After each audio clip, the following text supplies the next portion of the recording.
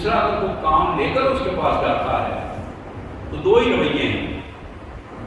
ایک رویہ یہ ہے کہ اس سے جان چھڑوائی جائے اور ایک رویہ یہ ہے اس کا کام کیا جائے. کام ہونا یا نہ ہونا یہ تو مالک کی مرضی ہے. یہ بات کلیئر ہے. اللہ کے حکم کے بغیر کام نہیں ہوا کرتے. ان الامر کلہ للہ، حکم سارا کا سارا اللہ لا شریک ہے.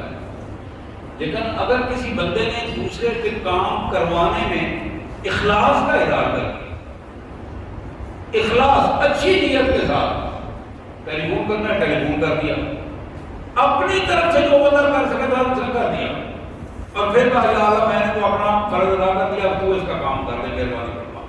اس کے لیے دعا بھی کر دی. رسول اللہ صلی اللہ علیہ وسلم نے فرمایا کہ جو بندہ اپنا کام چھوڑ کر میری امت کے کسی بندے کے ساتھ چل پڑتا ہے، اس کا کام کرنے کے لیے کوشش کرتا ہے، اس نے نیت سے کام کرتا ہے، اللہ تبارک و تعالی اس کو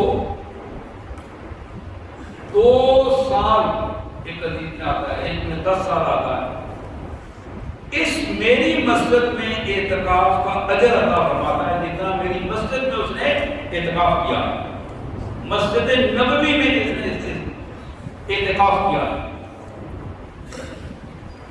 1 سال ہو، 2 سال ہو، 10 سال ہو. تو پھر آپ نے فرمایا کہ جو بندہ اخلاص کے ساتھ میری اس مسجد میں ایک دفعہ اعتکاف کر لیتا ہے، اللہ تعالیٰ اس کے اور اس کے گناہوں کے درمیان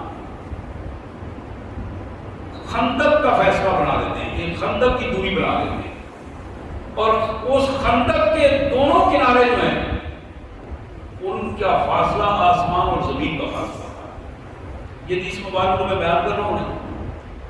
ترغیب و ترہیب حدیث کی کتاب ہے، بڑی مشہور کتاب ہے، سیاستہ کے حوالے سے اس میں موجود ہے. تو اس میں سے مطلب